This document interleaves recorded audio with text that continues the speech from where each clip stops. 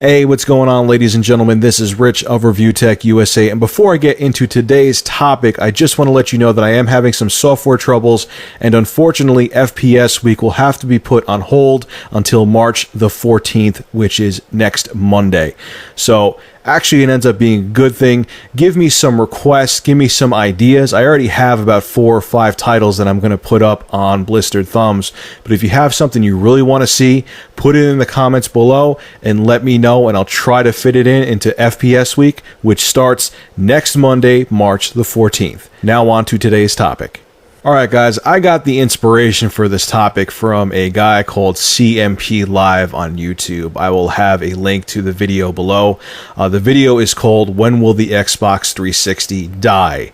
And the reason he says that is because November of 2010 was the 5-year anniversary of the Xbox. And for anyone who's been around gaming for a while, usually the lifespan of a console is pretty much exactly 5 years. Hell, the original Xbox wasn't even 5 years. And basically his complaint about that is because this hardware, this current generation of hardware is going to be around for so long, it's really going to hold PC gaming back.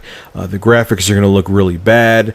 And basically he vowed that he would never buy a PlayStation 3 or Xbox 360 because of how dated their hardware is.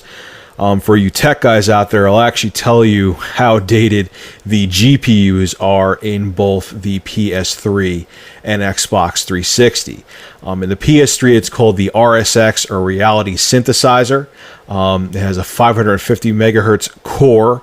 And basically, when the PS3 was announced in 2005, they were bragging that it was twice as powerful as a 6800 Ultra. Now, for anyone who is a PC tech guy, if you look on most of the boxes now of games, you need to have a minimum of an 8800 GT to play a game. Which, there's a flip side to that too. Sony has a trick up their sleeve when it comes to the PlayStation 3, and that is actually has a couple tricks. Because of the fact that the Blu-ray has such a high storage capacity, games, especially exclusive titles like Uncharted and Killzone, etc., what they do, a big job for a GPU anyway, is to decompress textures. When you have a low storage capacity medium like the DVD, a lot of times, a lot of the work that the GPU has to do is decompress textures, and you know, it takes the compressed texture, decompresses it, and puts it on the polygons or texture models or whatever. With the PlayStation 3, how they get games, their exclusive titles, to actually be native 720p and be high definition is because the textures are already decompressed on the Blu-ray discs. So they'll just stream them through the GPU onto the screen, and the GPU doesn't have to do that much work. Also, too, because the cell processor is such a unique CPU, good developers and good programmers can actually use it to do some graphics calculations and alleviate some of the stress from the RSX GPU. Uncharted 2 did this, and it really showed on screen. Uncharted 2 was beautiful, and it was because Naughty Dog used the cell processor as a secondary GPU is the reason you got such amazing visuals out of that game. But just like the 360, and I'll get into the 360 in a second, multiplats on the PS3 are starting to show their age as well. For a perfect example, Crysis 2 on both the PS3 and 360 is only going to be native 576p. That's very sub HD. That's almost standard definition. It only has a few lines above it. And that's because the GPUs and the systems, their hardware is over 5 years old or around 5 years old. And, you know, if you had a gaming PC that was 5 years old, it wouldn't be able to play most games now. The Xbox 360 has the Xenos graphics chip, which is based on the ATI R500 architecture, which is also very old. It's honestly basically a ATI X1900, which is before ATI had the 3000 series cards. It's an old card. And you'll notice that a lot of games don't have anti-aliasing on the 360. A lot of games are sub-HD as well when they're multiplats, or even when they're exclusives. None of the Halo games that came out on the 360 are actually native HD. And, you know, a lot of people, especially, you know, enthusiasts and hardcore gamers and PC gamers, are getting annoyed at this because they think that the consoles are holding them back from getting the true power that their high-end gaming PCs can unleash. So why is this? Why are the console developers not making new consoles yet? And I could explain to you, at least I have my own theory, and let's get into why I think that you're not seeing the PlayStation 4 and Xbox 720 and Wii 2 and whatever. Back in the day, at least when I was younger, when you had the NES, when you went every 5 years, you got the new console, 5 or 6 years.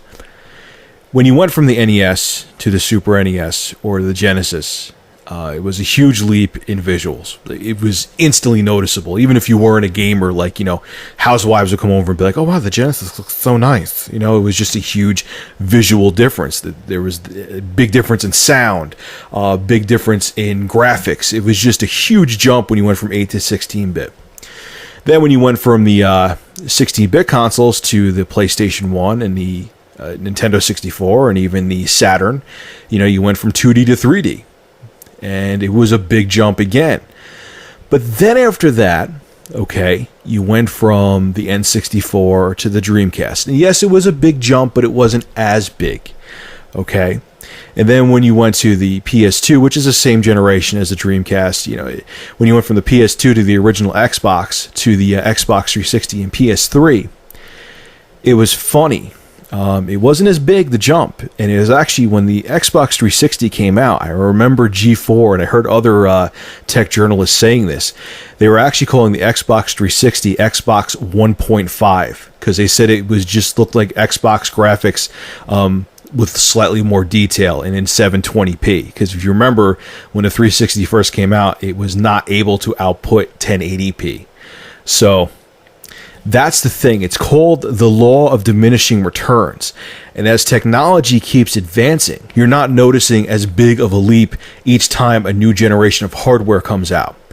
Now, yes, I have a gaming PC and I see the difference in visuals, I see what happens when you have 16x anti-aliasing. I see what Crysis looks like on very high, the original Crysis, not Crysis 2. I see the difference. We see the difference as enthusiasts and as nerds or whatever you want to call us. But the general public, doesn't care about anti-aliasing. They don't care about, having all the lighting effects and whatever else you want to say. I don't remember all the terms, and I'm not going to be here till 4 a.m. making a 4-hour video on them. But all the extra nuances that the current generation video cards have, like my 560 Ti, general gamers, it's not a big enough leap yet. As hard as it is to believe that with 5-year-old consoles there's not a big enough leap yet, there isn't. A lot of my friends just have Xbox 360s and PS3s, and they have no interest in buying a new console. Whereas in the past, there was always that, general interest because it was like, oh man, I'm getting tired of the graphics on this, and I'd be interested to see what they come out. Everyone was excited. No one's excited this time.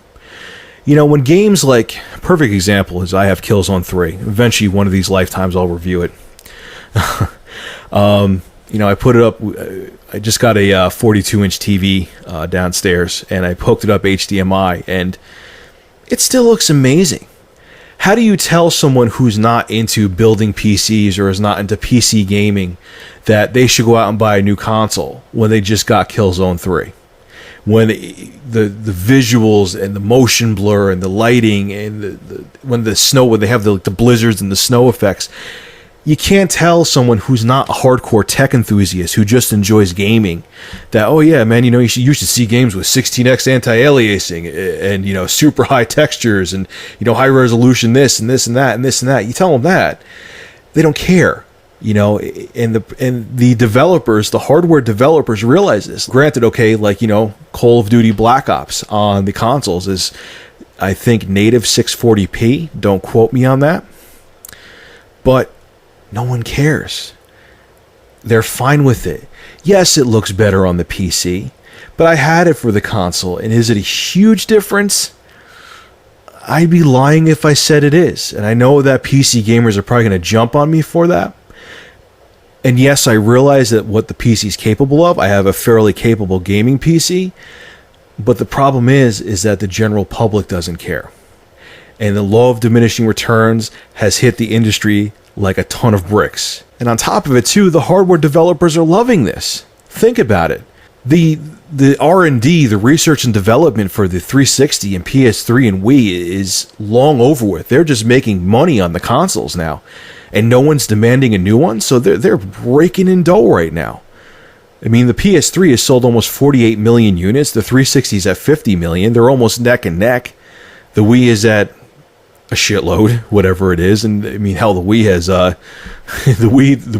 hardware capabilities of the Wii are actually a little bit lower than the original Xbox. So that just shows you how little people care about graphics, you know. So it's a different playing field this time. And I know I rambled a little bit right there, but I had a lot to say. Also, too, which kind of reaffirmed that they're really sticking with this console generation, is they came out the whole motion control thing. You know, why, when you just introduced the PlayStation Move and the Kinect, would you drop a new console in a year?